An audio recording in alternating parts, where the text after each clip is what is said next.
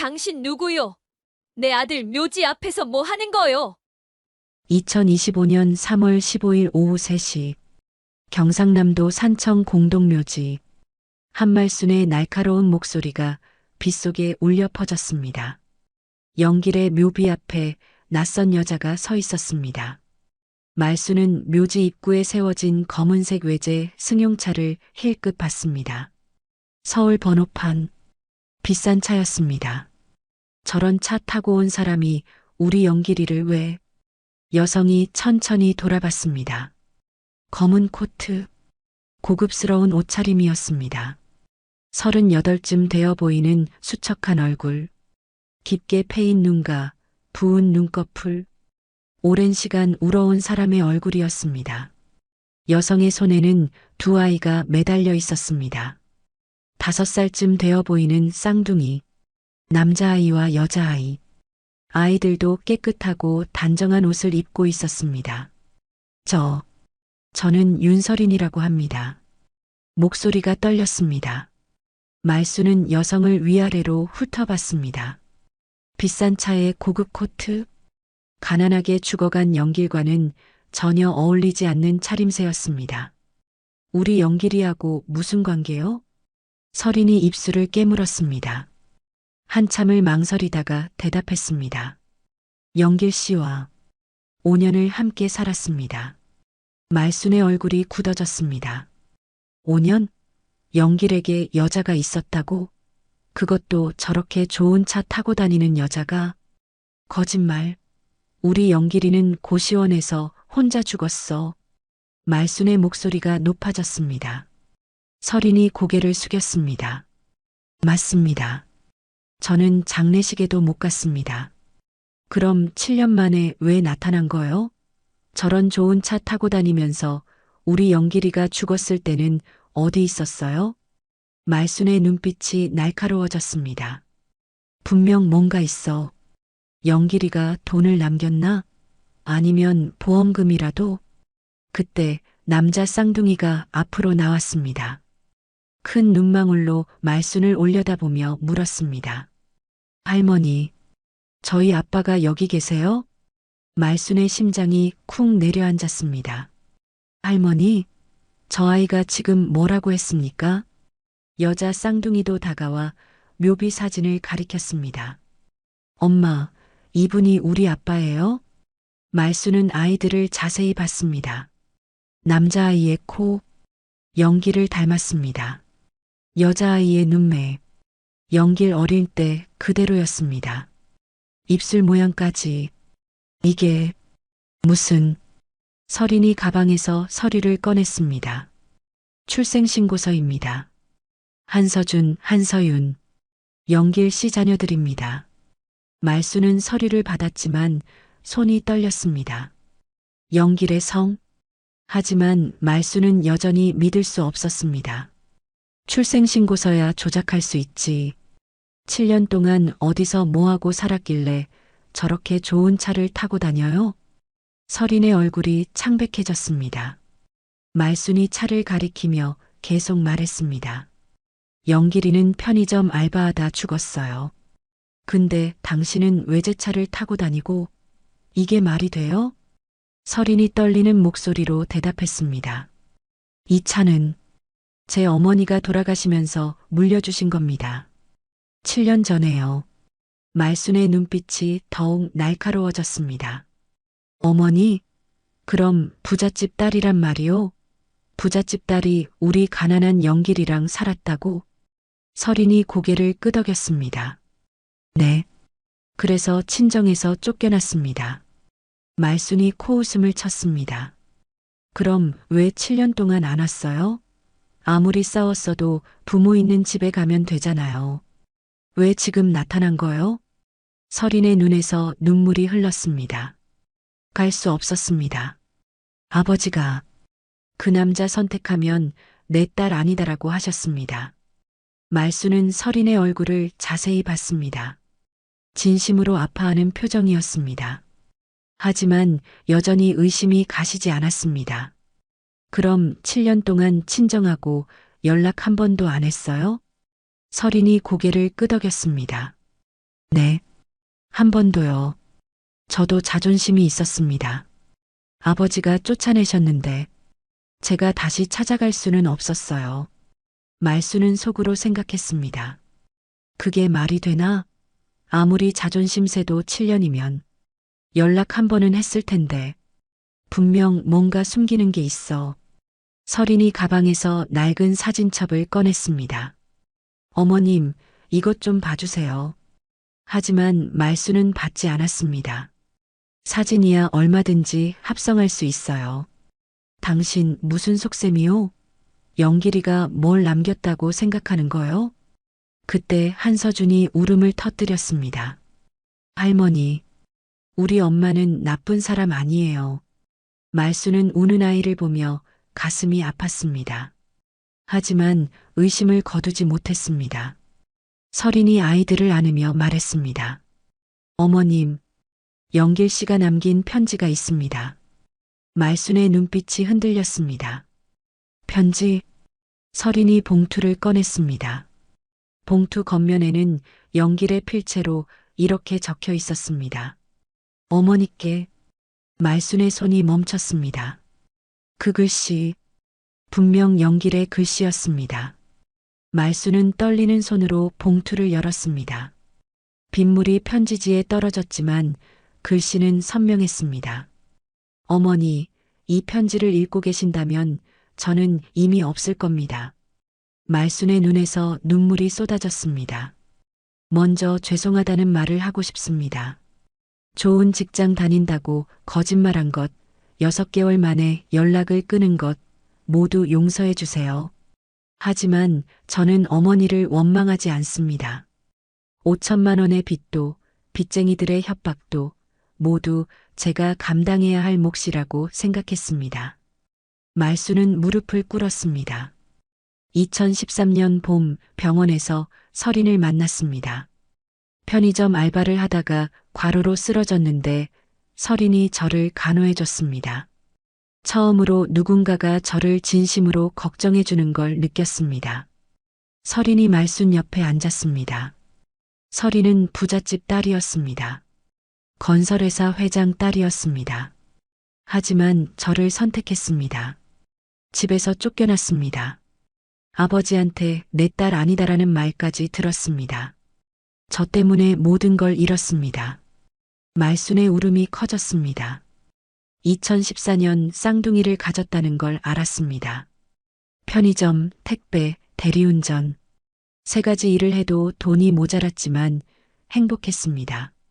설인도 어렵게 살았지만 한 번도 불평하지 않았습니다. 2018년 2월 한서준과 한서윤이 태어났습니다. 할아버지 함자를 따서 지은 이름입니다. 하지만 제 몸이 점점 안 좋아졌습니다. 병원 갈 시간도 돈도 없었습니다. 편지의 마지막 문장이 눈에 들어왔습니다. 어머니, 설인과 아이들을 만나주세요.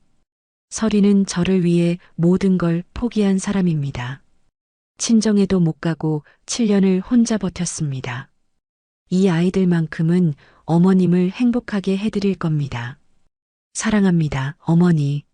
말수는 편지를 가슴에 안았습니다.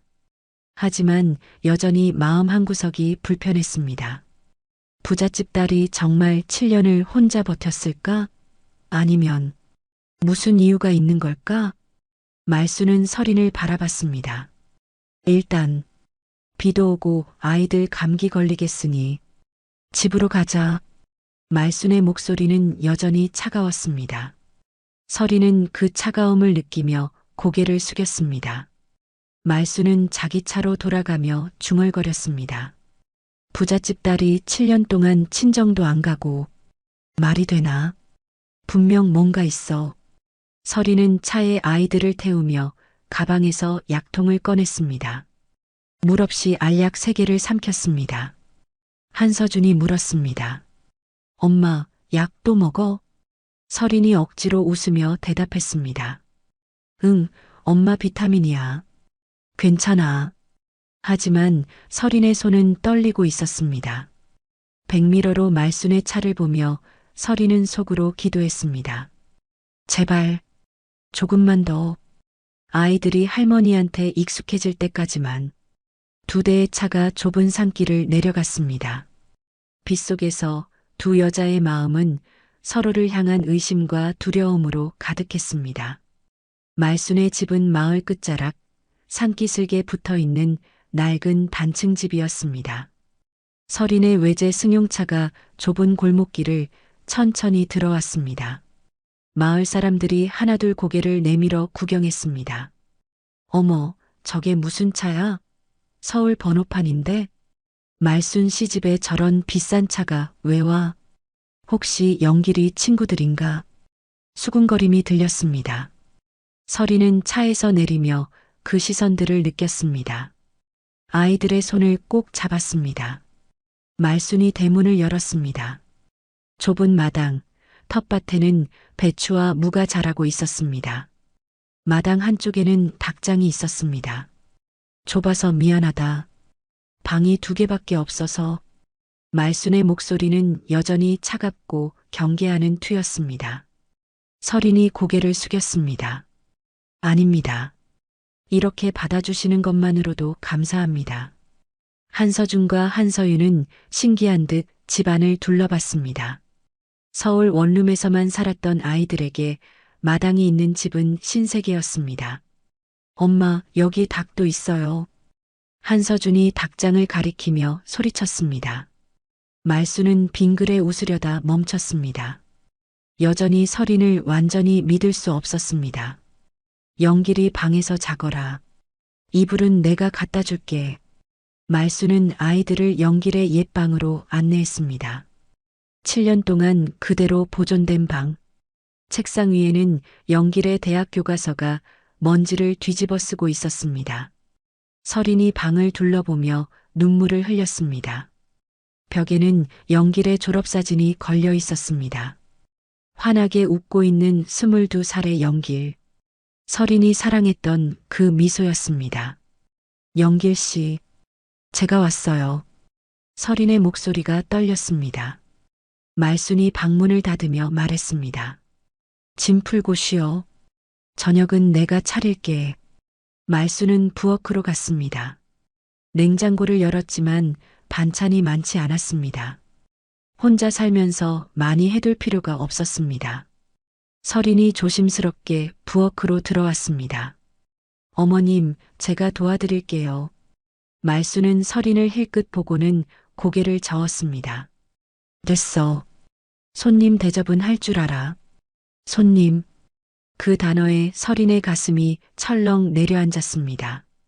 가족이 아니라 손님. 말순의 마음은 여전히 굳게 닫혀 있었습니다. 저녁 식사는 어색했습니다. 된장찌개, 김치, 나물, 소박한 밥상이었습니다. 한서준과 한서윤은 처음 먹어보는 된장찌개를 조심스럽게 떠먹었습니다. 맛있어요, 할머니. 한서윤의 말에 말순의 얼굴에 잠깐 미소가 스쳤습니다. 하지만 서린을 보자 다시 굳어졌습니다. 말순은 밥을 먹으면서도 계속 서린을 관찰했습니다. 젓가락질 하나하나, 말투 하나하나. 부잣집 딸이라고 했지? 근데 7년 동안 정말 친정도 안 갔을까? 식사 후 말순은 설거지를 하며 서린에게 물었습니다. 지금 뭐하고 지내요? 서린이 대답했습니다. 영길 씨가 죽은 뒤 일을 못했습니다. 아이들 돌보느라. 말순의 눈빛이 날카로워졌습니다. 그럼 7년 동안 뭘 먹고 살았어? 서린이 잠시 망설이다 대답했습니다. 영길 씨가 조금 남겨놓은 게 있었습니다. 통장에 5천만 원 정도. 그걸로 근근히 살았습니다. 말순의 눈이 커졌습니다. 5천만 원으로 7년을 아이 둘 키우면서. 서린이 고개를 끄덕였습니다. 네. 그것도 작년에 다 떨어졌습니다. 그래서 말순은 속으로 생각했습니다. 돈이 떨어져서 온 건가? 그럼 역시 뭔가를 노리고 온 거 아냐? 그럼 지금은 저 외제차도 기름값이 만만치 않을 텐데. 서린의 얼굴이 창백해졌습니다. 차는 몇 번이나 팔려고 했습니다. 하지만 어머니 유품이라 차마 못 팔았습니다. 주차만 해두고 거의 안 탔어요. 오늘 어머님 뵈러 오는 날이라 7년 만에 몰고 왔습니다. 말순이 찬물을 마시며 말했습니다.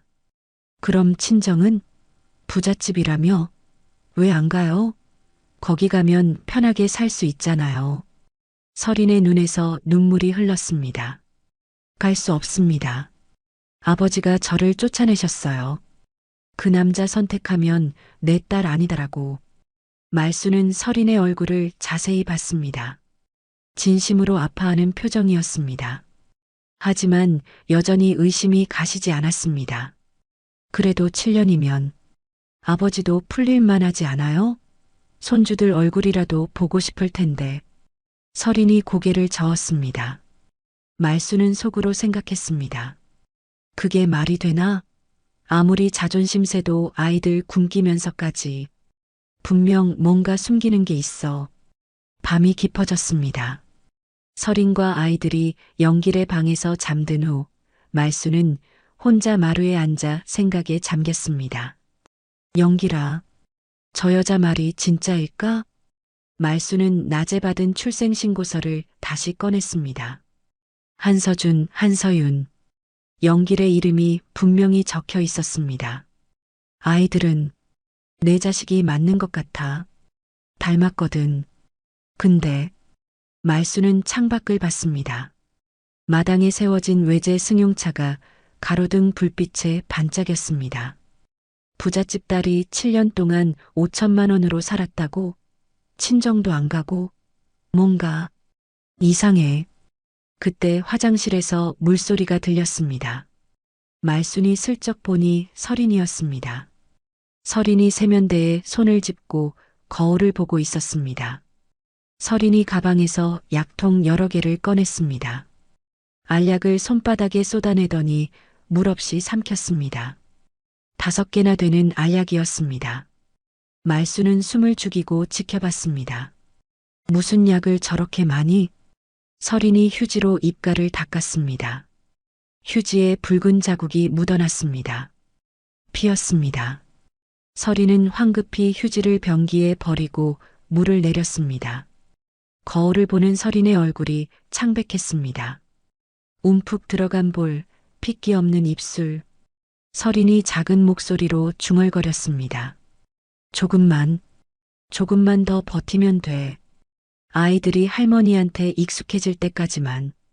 말수는 가슴이 철렁했습니다. 서린의 눈에서 눈물이 흘렀습니다. 영길 씨, 제가 잘하고 있는 거죠? 서린은 눈물을 닦고 방으로 돌아갔습니다. 말수는 화장실 앞에 서서 복잡한 표정을 지었습니다. 저 여자 혹시 아픈 건가?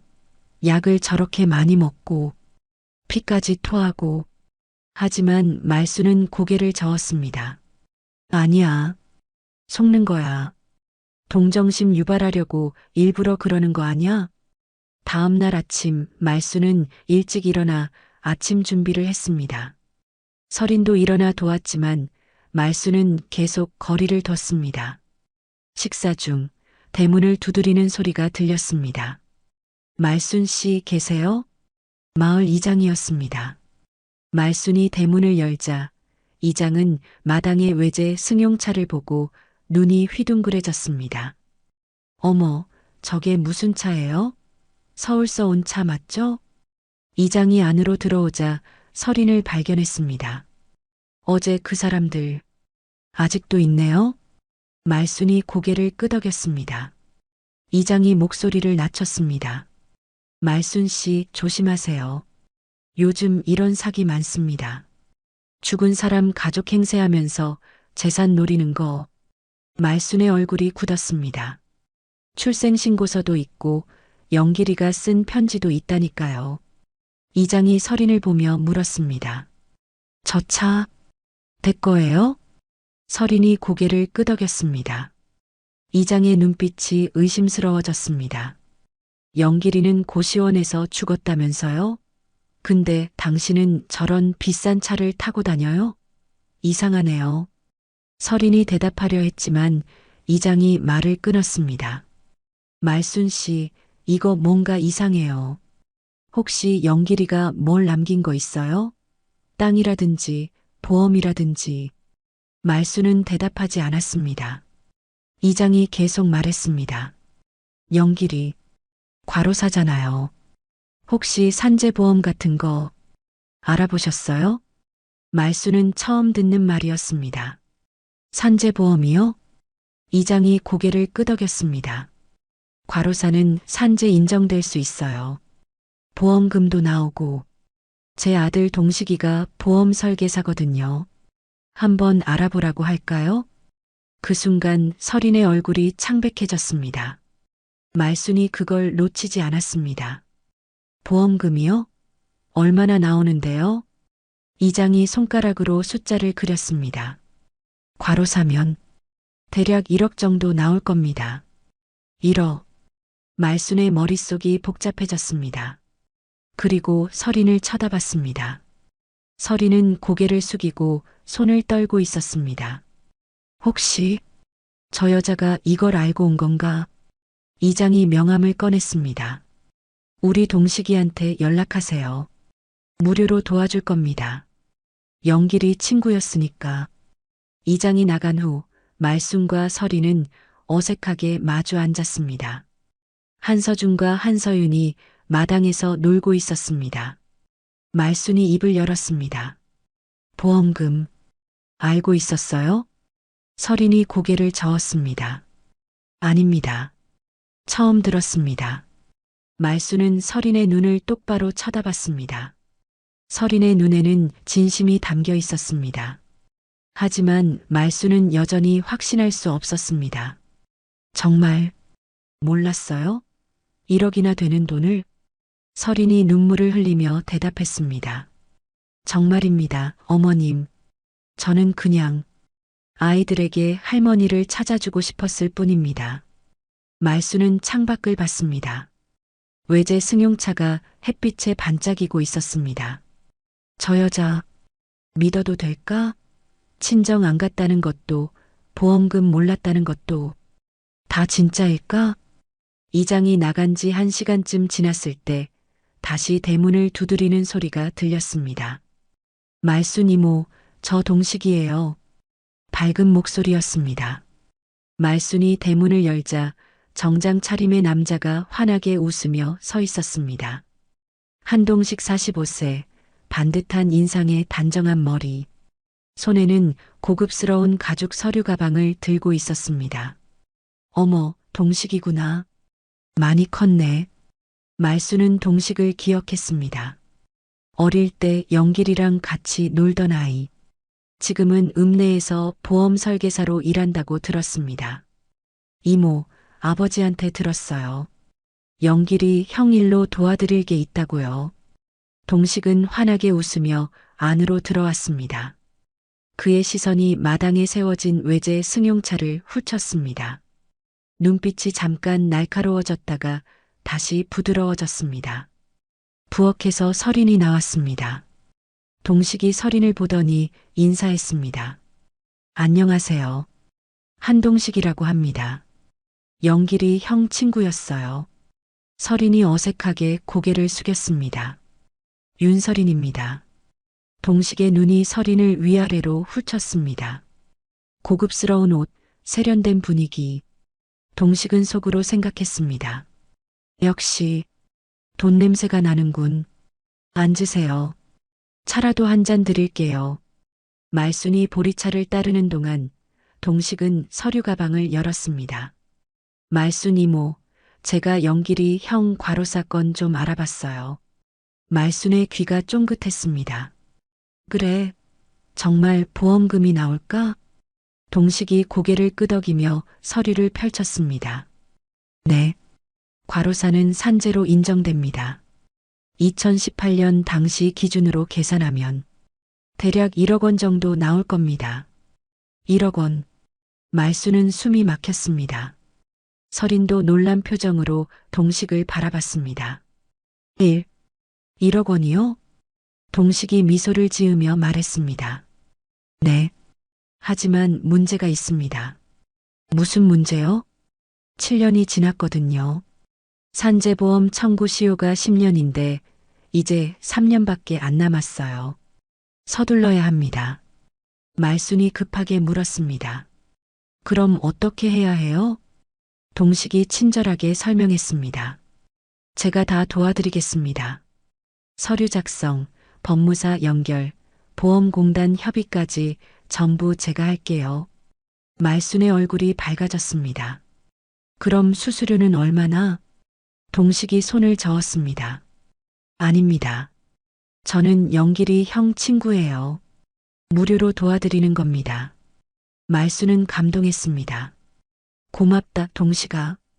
역시 착한 아이야. 그때 설인이 조심스럽게 끼어들었습니다. 그런 보험금이 있다는 걸 어떻게 아셨어요? 동식이 설인을 보며 대답했습니다. 제가 보험 설계사거든요. 이런 건 전문이에요. 설인이 다시 물었습니다. 그럼 왜 7년 동안은 말씀 안 하셨어요? 동식의 표정이 잠깐 굳었다가 다시 웃었습니다. 아, 그게 말순 이모하고 연락이 끊겼었거든요. 제가 서울에 있다가 작년에 고향으로 돌아왔어요. 설이는 뭔가 이상하다고 느꼈지만 더 묻지 못했습니다. 동식이 서류 한 장을 꺼냈습니다. 이게 위임장입니다. 이모님이 여기 서명하시고 도장만 찍으시면 제가 모든 절차를 대신 진행할 수 있습니다. 말순이 서류를 들여다봤지만 글씨가 작아서 잘 보이지 않았습니다. 뭐라고 써 있는 거야? 동식이 친절하게 설명했습니다. 한동식에게 산재보험금 청구 업무를 위임한다는 내용입니다. 간단해요. 설인이 서류를 보려고 손을 뻗었지만 동식이 슬쩍 가렸습니다. 형수님은 법적으로 유족이 아니시니까 서명하실 필요 없습니다. 설인의 얼굴이 굳어졌습니다. 제가 영길 씨와 5년을 살았는데요. 동식이 고개를 저었습니다. 혼인신고 안 하셨죠? 그럼 법적으로는 유족이 아닙니다. 보험금 청구권도 없고요. 설인이 입술을 깨물었습니다. 동식의 말이 맞았습니다. 그럼 아이들은요? 동식이 대답했습니다. 아이들은 미성년자니까 법정 대리인이 필요합니다. 어머니가 친권자가 아니면 말순이 끼어들었습니다. 그럼 내가 받는 거야? 동식이 환하게 웃으며 고개를 끄덕였습니다. 네, 말순 이모님이 유일한 법정 상속인입니다. 물론 나중에 아이들한테 나눠주실 수는 있죠. 동식은 도장을 꺼내며 말했습니다. 급하니까 오늘 처리하시는 게 좋을 것 같아요. 여기 도장만 찍으시면. 말순이 도장을 들려는 순간 설인이 말했습니다. 어머님, 잠깐만요. 변호사한테 한번 물어보고. 동식의 얼굴이 굳어졌습니다. 형수님, 변호사 선임하려면 돈이 얼마나 드는지 아세요?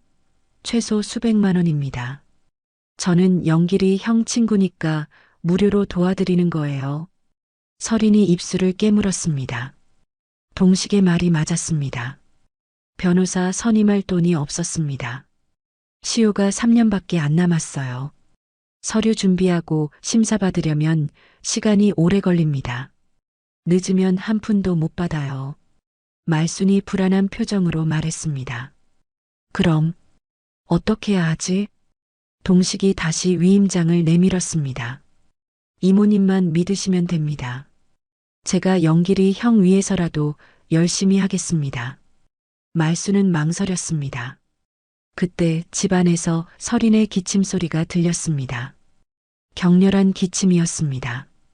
동식이 귀를 기울이다가 말했습니다. 저 여자 많이 아파 보이네요.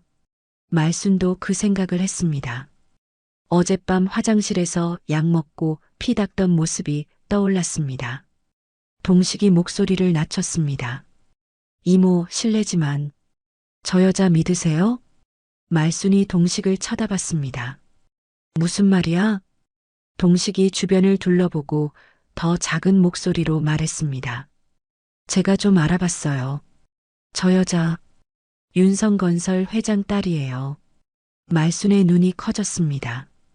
뭐, 윤성건설 재산이 수백억입니다. 그런 집 딸이 왜 7년 만에 나타났을까요? 말순의 머릿속이 복잡해졌습니다. 근데 영길이 편지에 동식이 고개를 저었습니다. 편지야 얼마든지 쓸 수 있죠. 이모 생각해 보세요. 부잣집 딸이 7년 동안 친정도 안 가고 산다는 게 말이 돼요? 말수는 대답할 수 없었습니다. 자신도 같은 의심을 했으니까요. 그리고 보험금 소식 듣자마자 얼굴색 변했잖아요. 분명 알고 온 거예요. 이모 서두르세요. 저 여자가 법적으로 손쓰기 전에 빨리 처리하셔야 합니다. 저녁이 되었습니다. 식사 시간은 더욱 어색했습니다. 설인이 조심스럽게 말순에게 말했습니다. 어머님, 저희가 불편하시면 다른 데로. 말순이 말을 끊었습니다. 유전자 검사하자. 그걸로 확실히 하자. 설인의 눈에서 눈물이 흘렀습니다. 네, 알겠습니다. 밤 설인이 아이들을 재운 후 혼자 마루에 나왔습니다. 달빛 아래서 설인은 가방에서 병원 진단서를 꺼냈습니다.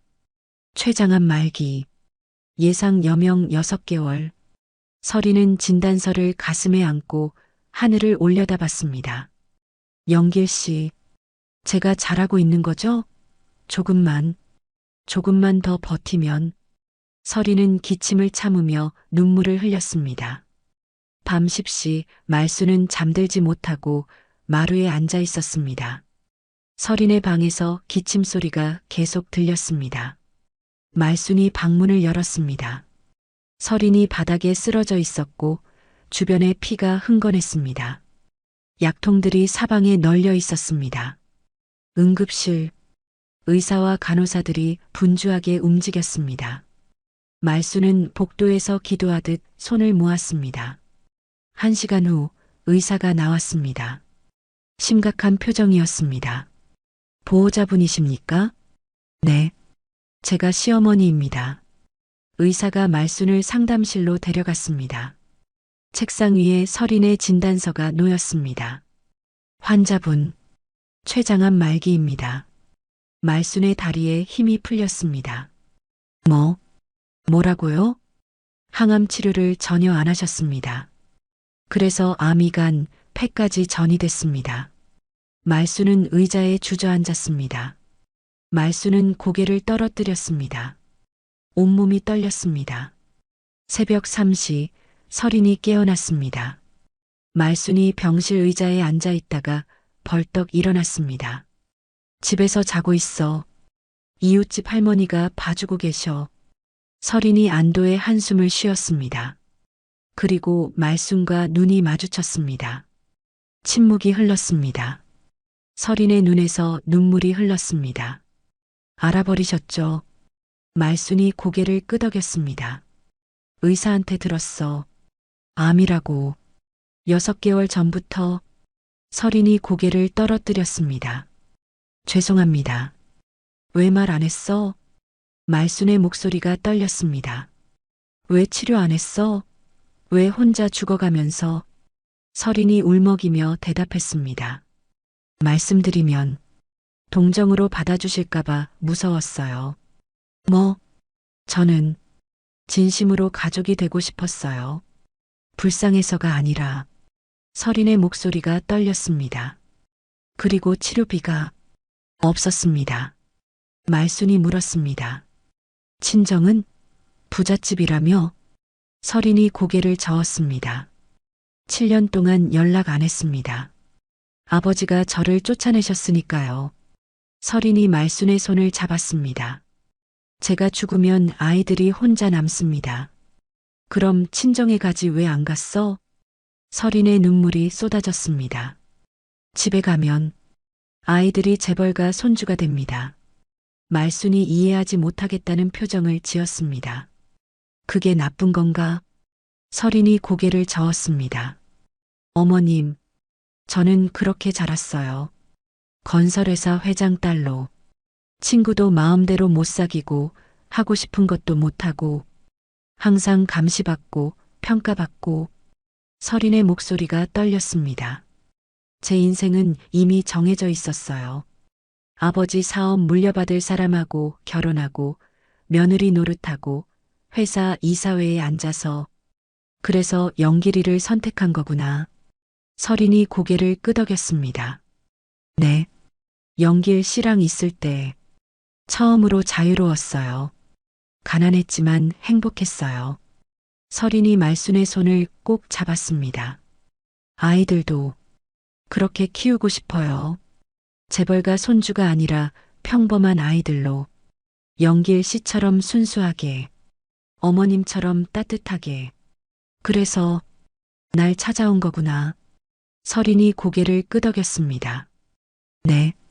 어머님 같은 분이 키워주셨으면, 영길 씨 같은 사람으로 자라줬으면, 그게 제 마지막 소원이에요. 말수는 서린을 끌어안고 울었습니다. 미안해. 내가 의심해서 미안해. 두 여자는 한참을 안고 울었습니다. 새벽 5시 병실 창밖으로 동이 트기 시작했습니다. 말순과 서린은 밤새 이야기를 나눴습니다.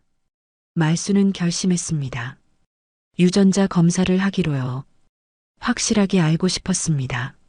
서린도 떳떳하게 있어야 했고 마을 사람들의 입도 닫게 해야 했습니다. 서린은 흔쾌히 동의했습니다. 그리고 말수는 한 가지를 더 제안했습니다. 친정아버지에게 연락하라고요. 7년이면 충분하다고 이제 화해할 때라고 말했습니다. 일주일 후 유전자 검사 결과가 나오는 날이었습니다. 말수는 집에서 아이들을 돌보고 서린 혼자 병원에 갔습니다. 그 시각 마을회관에서는 주민회의가 열리고 있었습니다. 동식이 주도하는 자리였습니다. 동식은 마을 사람들 앞에서 조사한 내용을 발표했습니다. 서린이 윤성건설 회장의 딸이라는 것, 재산이 수백억이라는 것을 말이죠. 마을 사람들은 웅성거렸습니다. 부자인데 왜 7년 만에 나타났느냐는 의심이 더 커졌습니다. 동식은 보험금 1억과 땅 상속 이야기까지 꺼냈습니다. 이장이 말렸지만 소용없었습니다. 동식은 유전자 검사 결과마저 조작일 수 있다고 말했습니다. 병원에서 의사가 결과지를 들고 나왔습니다. 한서준과 한서윤, 두 아이 모두 한영길과 친자 관계가 99.99% 일치한다는 결과였습니다. 서린은 안도의 한숨을 쉬며 눈물을 흘렸습니다. 복도를 나서는데 동식이 나타났습니다. 뒤에 마을 사람 서너 명을 데리고 온 것이었습니다. 서린은 결과지를 보여주었습니다. 진짜 손주라는 증명이었죠. 동식은 결과지를 받아 자세히 봤습니다. 찢어버리고 싶었지만 참았습니다. 하지만 그의 눈빛은 차갑게 식어 있었습니다. 저녁 말순의 집에서 서린이 결과지를 보여주었습니다. 말순은 결과지를 받아들고 눈물을 흘렸습니다. 영길이 정말 아빠였다는 확인이었습니다. 한서준과 한서윤이 달려왔고 말순은 두 아이를 끌어안았습니다. 그날 밤 식사 시간은 처음으로 따뜻했습니다. 말순이 아이들에게 반찬을 듬뿍 주었고 서린도 편안한 표정으로 밥을 먹었습니다. 창밖에서는 동식이 그 모습을 지켜보고 있었습니다. 그의 얼굴에는 분노가 가득했습니다. 1억을 놓칠 수 없다는 생각뿐이었습니다. 다음 날 아침 서린은 아버지에게 전화하기로 했습니다. 말순도 이제 화해할 때라고 격려했습니다. 서린은 떨리는 손으로 휴대폰을 꺼냈습니다. 7년 동안 한 번도 누르지 못했던 번호였습니다. 통화 버튼을 눌렀습니다. 신호음이 3번 울렸습니다. 낮고 떨리는 목소리가 들렸습니다. 아버지였습니다. 서린은 자신의 이름을 말했고 전화 너머로 숨소리가 거칠어졌습니다. 서린은 영길의 고향에 있다고 시어머니를 만났다고 말했습니다. 그리고 아이들이 외할아버지를 만나고 싶어 한다고 전했습니다. 윤태식은 바로 가겠다고 대답했습니다. 서리는 주소를 보내겠다고 말했습니다. 그리고 마지막으로 한마디를 덧붙였습니다. 죄송하다고 사랑한다고요. 전화 너머로 흐느끼는 소리가 들렸습니다. 이틀 후 마을 입구에 고급 세단 한 대가 들어왔습니다. 검은색 제네시스. 운전기사가 문을 열자 양복 차림의 노인이 내렸습니다. 윤태식 70세. 백발이 성성했지만 눈빛만큼은 날카로웠습니다. 마을 사람들이 수군거렸습니다. 저 차 좀 봐. 누구야? 윤태식이 말순의 집으로 걸어가는데 동식이 가로막았습니다. 실례지만 누구십니까? 윤태식이 차갑게 대답했습니다. 내 딸 만나러 왔소. 딸. 그때 집에서 서린이 뛰어나왔습니다. 아버지. 서린이 윤태식에게 달려가 안겼습니다. 7년 만에 포옹이었습니다. 아버지. 오셨어요. 윤태식이 딸을 꼭 안으며 눈물을 흘렸습니다. 미안하다. 아버지가 미안해. 그 모습을 본 마을 사람들은 숨을 죽였습니다. 동식의 얼굴은 창백해졌습니다. 집 안으로 들어가자 한서준과 한서윤이 조심스럽게 다가왔습니다. 외할아버지? 윤태식이 무릎을 꿇고 두 아이를 안았습니다. 그래, 외할아버지란다. 윤태식의 눈에서 눈물이 쏟아졌습니다. 말순이 마루에서 지켜보다 다가왔습니다. 사돈 어른이시군요. 윤태식이 고개를 숙였습니다. 죄송합니다. 7년 동안 제 딸과 손주들 고생시켜서. 말순이 손을 저었습니다.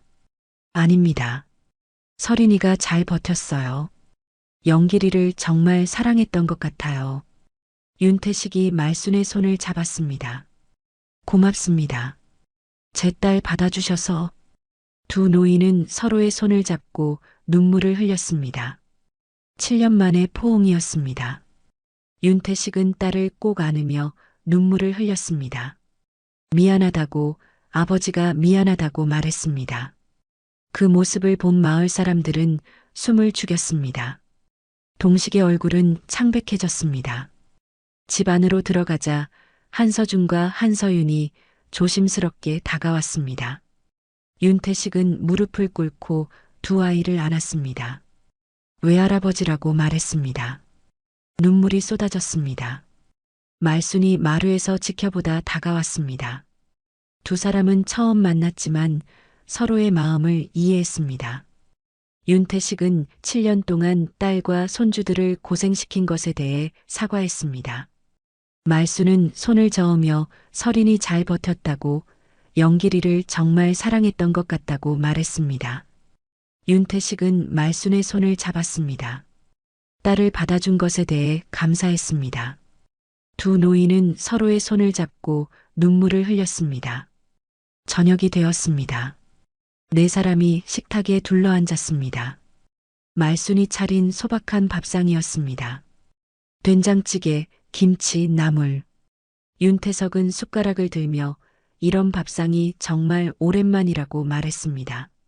말순은 입에 맞을지 모르겠다고 했지만 윤태식은 이게 진짜 밥상이라고 대답했습니다. 식사 후 윤태식은 말순에게 제안했습니다. 도와주고 싶다고요.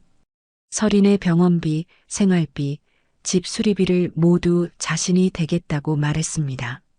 말순은 손을 저었지만 윤태식은 7년 동안 못해준 것들이라며 간청했습니다. 그리고 한 가지 조건을 말했습니다. 아이들은 말순과 함께 이곳에서 자라야 한다고요. 자신이 데려가지 않겠다고 약속했습니다. 그것이 서린의 소원이기 때문이라고 설명했습니다. 평범하게 키워달라는 것이 딸의 마지막 바람이었습니다. 윤태식이 마을에 온 지 사흘째 되는 날이었습니다. 그는 말순의 집을 살펴보며 고개를 저었습니다. 지붕은 새고 벽에는 금이 가 있었고 보일러는 고장난 지 오래였습니다. 윤태식은 즉시 건축업자를 불렀습니다. 마을 사람들은 말순의 집 앞을 지나가며 구경했습니다. 고급 승용차가 매일 드나들고 건축 자재가 쌓이기 시작했습니다. 집을 새로 짓는다는 소문이 퍼졌습니다. 동식은 자신의 사무실에 앉아 이를 갈고 있었습니다. 계획이 완전히 틀어졌습니다.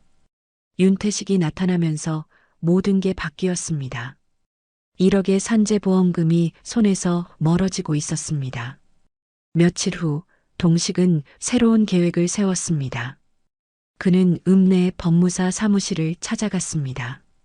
그곳에서 산재보험금 청구 서류를 다시 확인했습니다. 그리고 한 가지를 발견했습니다. 서리는 법적 배우자가 아니었습니다. 혼인신고를 하지 않았으니 유족이 아닌 것이었습니다. 그렇다면 유일한 법정 상속인은 말순뿐이었습니다. 아이들은 미성년자이기 때문에 법정 대리인이 필요했습니다. 동식은 미소를 지었습니다. 아직 기회가 있었습니다. 말순만 설득하면 됐습니다. 윤태식이 아무리 부자여도 산재보험금은 법으로 정해진 것이었습니다. 말순의 도장만 있으면 자신이 모든 걸 처리할 수 있었습니다. 그날 저녁 동식은 말순의 집을 찾았습니다. 마침 윤태식은 서울로 돌아간 상태였습니다. 회사 일 때문에 잠깐 올라간 것이었습니다. 말순이 대문을 열자 동식이 환하게 웃으며 서 있었습니다. 손에는 과일 바구니를 들고 있었습니다. 말순은 동식을 경계하는 눈빛으로 봤습니다. 지난번 병원에서의 일이 떠올랐습니다. 동식은 정중하게 인사했습니다. 그리고 산재보험금 이야기를 꺼냈습니다. 시효가 이제 2년 반밖에 남지 않았다고, 빨리 청구하지 않으면 한 푼도 못 받는다고 말했습니다. 말순은 고개를 저었습니다. 윤태식이 도와주고 있으니 괜찮다고 대답했습니다. 하지만 동식은 물러서지 않았습니다. 동식은 목소리를 낮췄습니다. 윤태식이 지금은 도와주지만 서린이 죽으면 어떻게 될지 아느냐고 물었습니다. 그때도 아이들을 여기 두고 갈 거라고 확신할 수 있느냐고 말했습니다. 말순의 표정이 굳어졌습니다. 동식은 계속 말을 이어갔습니다. 부자들은 마음이 변하기 쉽다고, 지금은 미안해서 그러는 것뿐이라고 말했습니다. 나중에 아이들을 데려가려 하면 막을 방법이 없다고 했습니다. 하지만 산재보험금 1억이 있으면 다르다고 말했습니다. 그 돈으로 아이들을 키울 수 있다고, 누구 눈치도 보지 않고 당당하게 키울 수 있다고 설득했습니다. 말수는 흔들렸습니다. 동식의 말이 일리가 있었습니다. 윤태식이 언제까지 도와줄지 알 수 없었습니다. 그가 마음을 바꾸면 어떻게 될까요? 동식은 서류를 꺼냈습니다. 위임장이었습니다. 여기 도장만 찍으면 자신이 모든 걸 처리하겠다고 말했습니다. 1억을 받아서 아이들 미래를 보장하라고 설득했습니다. 그때 방에서 서린이 나왔습니다. 기침을 하며 비틀거리는 모습이었습니다. 서린은 동식을 보고 놀랐습니다. 동식은 서린을 보며 인사했습니다. 그리고 말순에게 말했습니다. 서린은 법적 유족이 아니니 상관없다고, 이것은 말순과 아이들의 권리라고 말했습니다. 서린은 위임장을 보고 얼굴이 창백해졌습니다. 서류를 자세히 보니 이상한 점이 있었습니다. 보험금 수령 계좌가 동식 명의로 되어 있었습니다. 서린이 물었습니다. 왜 계좌가 동식 명의냐고요? 동식은 당황하지 않고 대답했습니다. 일단 자신이 받아서 수수료를 뺀 후 말순에게 드리는 거라고 설명했습니다. 서린은 고개를 저었습니다. 이상하다고 말했습니다.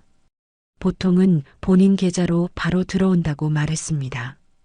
동식의 얼굴이 굳어졌습니다. 서린이 계속 추궁했습니다. 수수료는 얼마냐고, 왜 미리 말하지 않았냐고 물었습니다. 동식은 짜증을 내며 대답했습니다. 무료라고 했지만 실무 처리비가 든다고, 대략 2천만 원 정도라고 말했습니다. 말순의 눈이 커졌습니다. 2천만 원이나 된다고요?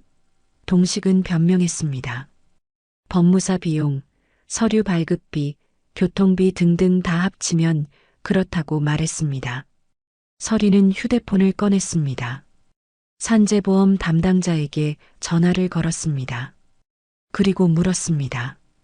대리인을 통해 청구할 때 수수료가 얼마나 드냐고요? 전화 너머 담당자는 대답했습니다. 보통 100만 원에서 200만 원 정도라고 2천만 원은 터무니없다고 말했습니다. 말수는 동식을 노려봤습니다. 동식은 당황하며 변명하려 했지만 말순이 손을 들어 막았습니다. 말수는 조용하지만 단호하게 말했습니다. 나가라고요. 다시는 오지 말라고 말했습니다. 동식은 얼굴이 붉어졌습니다. 화를 내며 소리쳤습니다. 후회할 거라고 시효 지나면 한 푼도 못 받는다고 협박했습니다. 하지만 말수는 흔들리지 않았습니다. 대문을 가리키며 나가라고 다시 말했습니다. 동식은 이를 갈며 나갔습니다.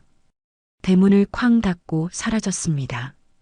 그날 밤 말순과 서리는 마루에 앉아 이야기를 나눴습니다. 말순은 한숨을 쉬었습니다. 거의 속을 뻔했다고 말했습니다. 서리는 말순의 손을 잡았습니다. 그리고 말했습니다. 산재보험금은 법무사를 통해 정식으로 청구하자고요. 윤태식이 믿을 만한 법무사를 소개해 줄 거라고 말했습니다. 말수는 고개를 끄덕였습니다. 그리고 서린에게 고맙다고 말했습니다. 서린이 없었으면 속았을 거라고요. 며칠 후 윤태식이 서울에서 돌아왔습니다. 그는 유능한 법무사를 데리고 왔습니다. 법무사는 산재보험금 청구 절차를 자세히 설명했습니다. 수수료는 150만 원이었습니다. 말수는 안심하며 서류에 서명했습니다.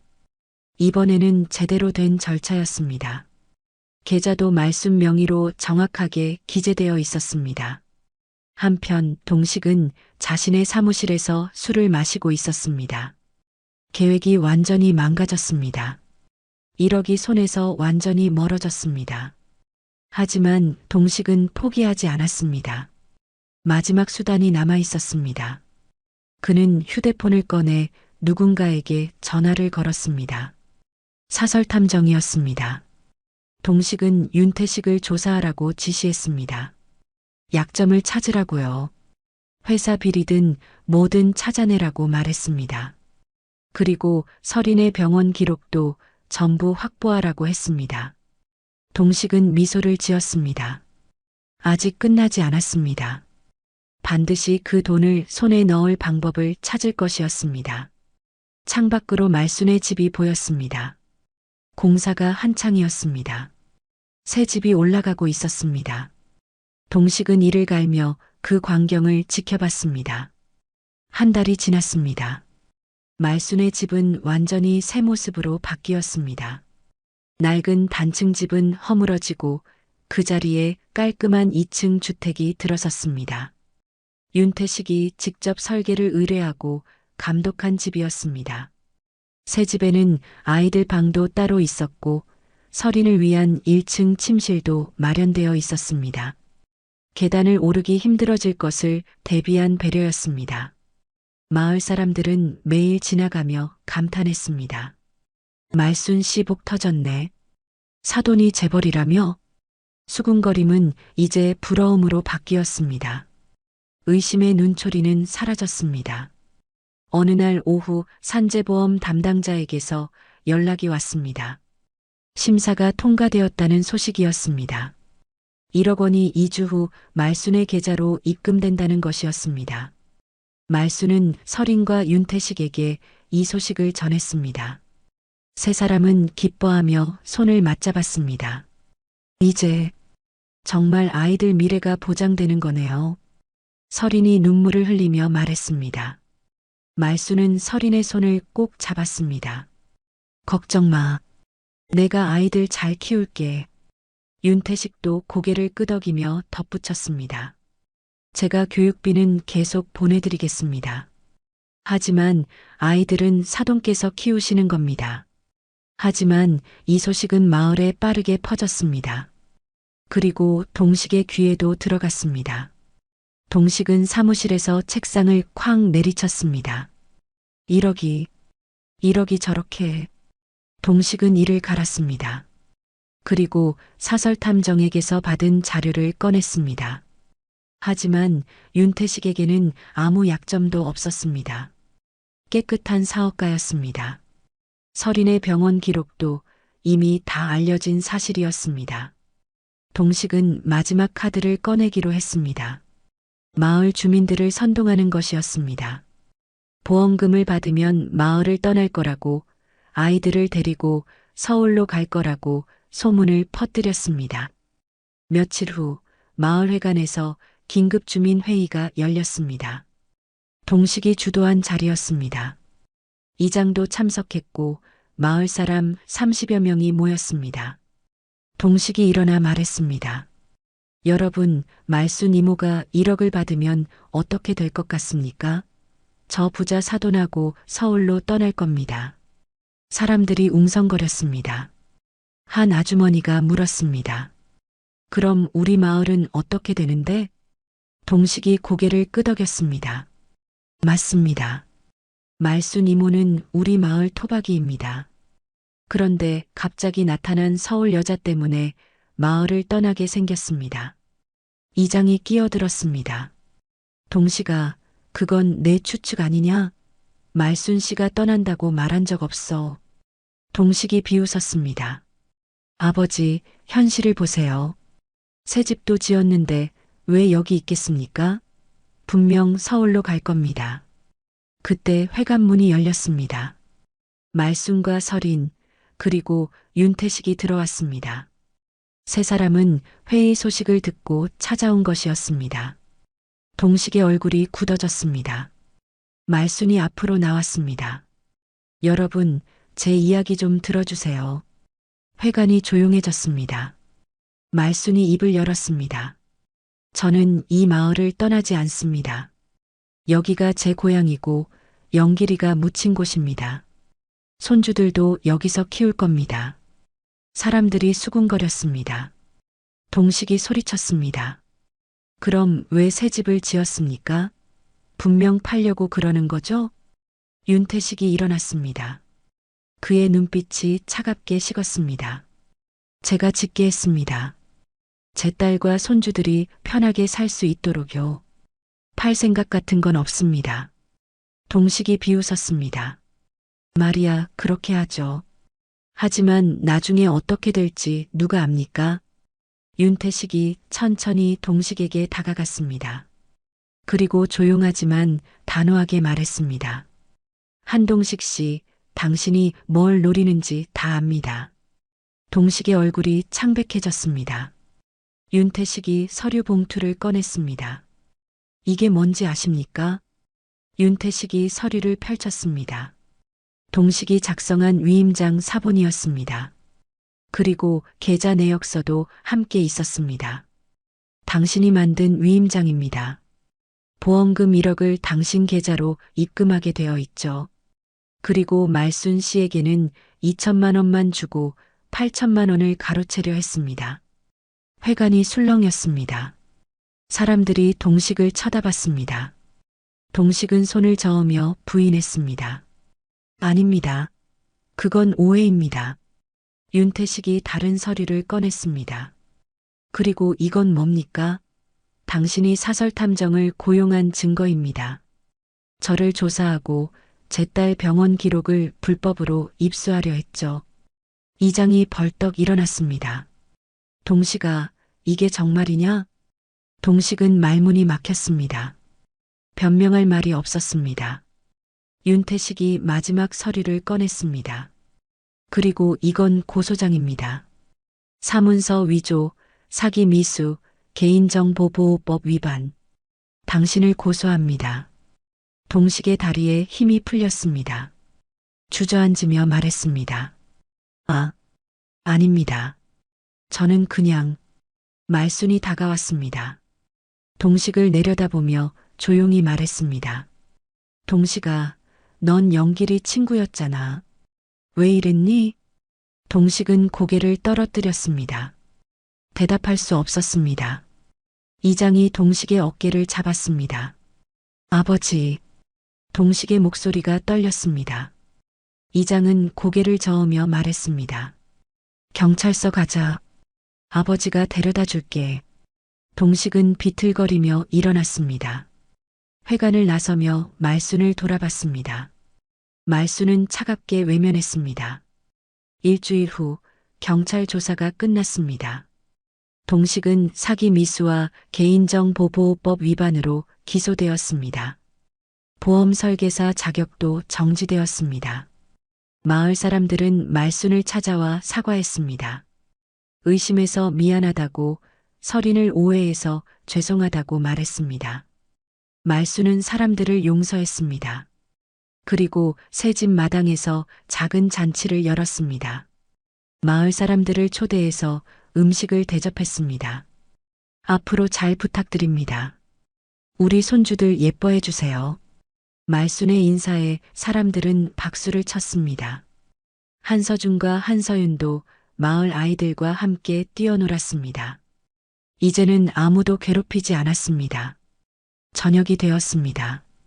마을 사람들이 돌아가고 말순과 설인, 윤태식이 마당에 앉아 있었습니다. 한서준과 한서윤은 닭장 앞에서 놀고 있었습니다. 윤태식이 말순에게 말했습니다. 사돈 감사합니다. 제 딸 받아주시고. 말순이 손을 저었습니다. 무슨 말씀을요? 설인이가 우리 영길이 사랑했던 거죠. 설인이 두 사람의 손을 잡았습니다. 그리고 조용히 말했습니다. 고맙습니다. 두 분 다. 세 사람은 석양을 바라보며 말없이 앉아 있었습니다. 한서준과 한서윤의 웃음소리가 들렸습니다. 평화로운 저녁이었습니다. 3개월이 흘렀습니다. 봄이 왔습니다. 마을 곳곳에 벚꽃이 피어났고 말순의 집 마당에도 새로 심은 매화나무에 꽃이 피었습니다. 하지만 설인의 몸은 눈에 띄게 약해졌습니다. 더 이상 부엌일도 할 수 없었고 계단도 오르지 못했습니다. 1층 침실에서 대부분의 시간을 보냈습니다. 윤태식은 서울과 산청을 오가며 딸을 돌봤습니다. 말순도 설인 곁을 지켰습니다. 두 노인은 말없이 설인을 간호했습니다. 물 한 모금, 약 한 알까지 정성스럽게 챙겼습니다. 한서준과 한서윤은 엄마가 아프다는 걸 알았습니다. 하지만 얼마나 아픈지는 몰랐습니다. 아이들은 학교에서 돌아오면 엄마 방으로 달려갔습니다. 엄마, 오늘 선생님이 칭찬했어요. 엄마, 나 그림 그렸어요. 봐요. 설이는 아이들의 이야기를 들으며 미소 지었습니다. 점점 더 말하기 힘들어졌지만 아이들 앞에서는 웃으려 애썼습니다. 어느 날 저녁 설인이 말순과 윤태식을 불렀습니다. 목소리가 가늘었습니다. 어머님, 아버지. 두 사람이 침대 곁으로 다가갔습니다. 설인이 떨리는 손으로 두 사람의 손을 잡았습니다. 이제 얼마 안 남은 것 같아요. 말순의 눈에서 눈물이 흘렀습니다. 아니야. 조금만 더 버텨. 설인이 고개를 저었습니다. 괜찮아요. 전 행복했어요. 영길 씨 만나서, 아이들 낳아서, 어머님 만나서. 윤태식도 눈물을 흘렸습니다. 설인아, 아버지가 미안해. 설인이 아버지 손을 꼭 잡았습니다. 아니에요, 아버지. 마지막에 화해해서 고마웠어요. 설인이 말순을 바라봤습니다. 어머님, 아이들, 부탁드려요. 자유롭게, 평범하게 키워주세요. 말순이 설인의 손을 두 손으로 감쌌습니다. 걱정 마. 약속한다. 아이들 잘 키울게. 설인이 희미하게 미소 지었습니다. 고맙습니다. 다음 날 아침, 날씨가 맑았습니다. 설인이 창밖을 보며 말했습니다. 영길 씨, 보고 싶어요. 말순과 윤태식이 서로를 바라봤습니다. 말순이 물었습니다. 묘지에 가고 싶어? 서린이 고개를 끄덕였습니다. 윤태식이 즉시 준비했습니다. 휠체어를 가져왔고 담요를 준비했습니다. 한서준과 한서윤도 함께 가기로 했습니다. 네 사람이 서린을 태우고 영길의 묘로 향했습니다. 공동묘지 언덕길, 벚꽃이 흩날리고 있었습니다. 윤태식이 휠체어를 밀고 말순이 옆에서 걸었습니다. 한서준과 한서윤이 손을 잡고 뒤따랐습니다. 영길의 묘 앞에 도착했습니다. 말순이 묘비를 닦았습니다. 서린은 휠체어에 앉아 영길의 사진을 바라봤습니다. 영길 씨, 왔어요. 서린의 목소리가 바람에 실려 날아갔습니다. 우리 아이들 잘 자라고 있어요. 서준이는 아빠 닮아서 장난꾸러기고 서윤이는 착해요. 한서준과 한서윤이 묘비 앞에 무릎을 꿇었습니다. 아빠, 우리 왔어요. 아이들의 목소리에 서린이 눈물을 흘렸습니다. 말순도 윤태식도 함께 울었습니다. 서린이 계속 말했습니다. 영길 씨, 미안해요. 더 오래 못 있어서. 하지만 어머님이 계세요. 외할아버지도 계시고 아이들은 잘 자랄 거예요. 벚꽃잎이 바람에 날려 서린의 머리 위로 떨어졌습니다. 서린이 하늘을 올려다봤습니다. 영길 씨, 거기서 기다려줘요. 곧 갈게요. 말순이 서린의 어깨를 감싸 안았습니다.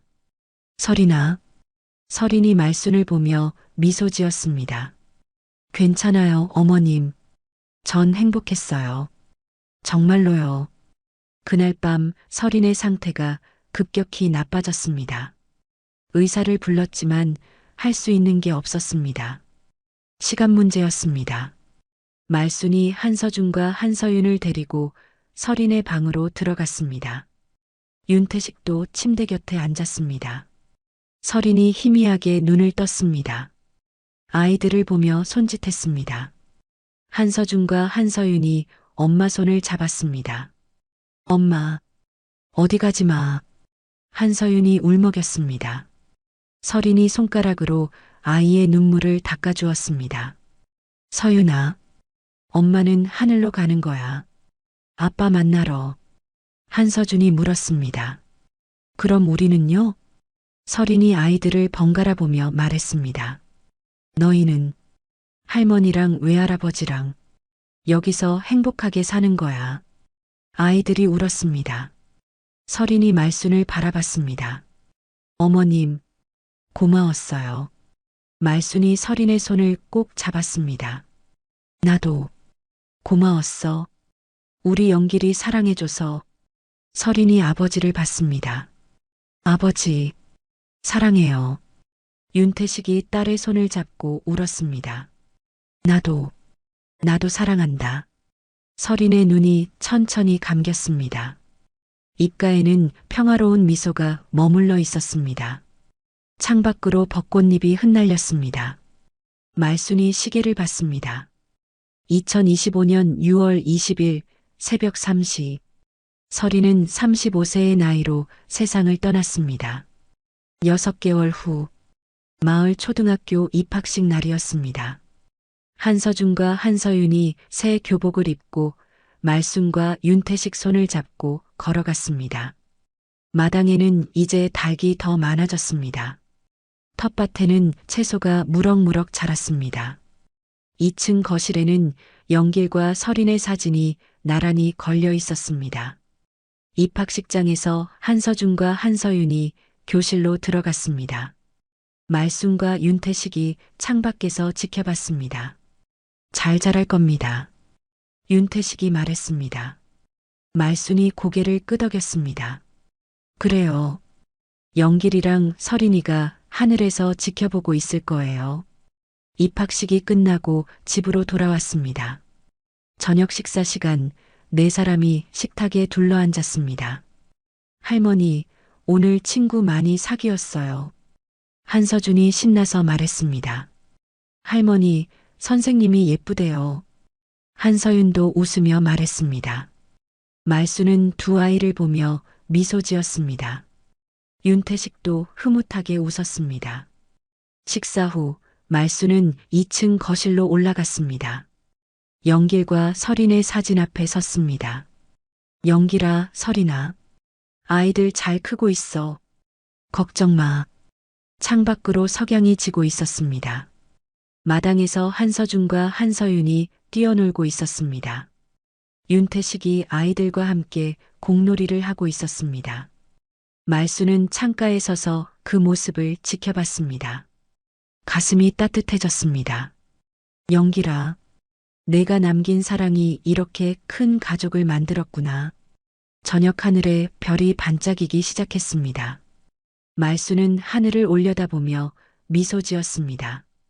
봄바람이 불어왔습니다. 새로운 시작이었습니다. 아픔과 이별이 있었지만 사랑은 계속되었습니다. 영길과 설인의 사랑이, 말순과 윤태식의 헌신이, 그리고 한서준과 한서윤의 미래가 이어지고 있었습니다. 마당에서 아이들의 웃음소리가 들렸습니다. 말수는 창문을 열고 소리쳤습니다. 애들아, 밥 먹어. 네, 할머니. 아이들이 집으로 뛰어왔습니다. 윤태식도 함께 들어왔습니다. 네 사람은 식탁에 둘러앉았습니다. 따뜻한 저녁이었습니다.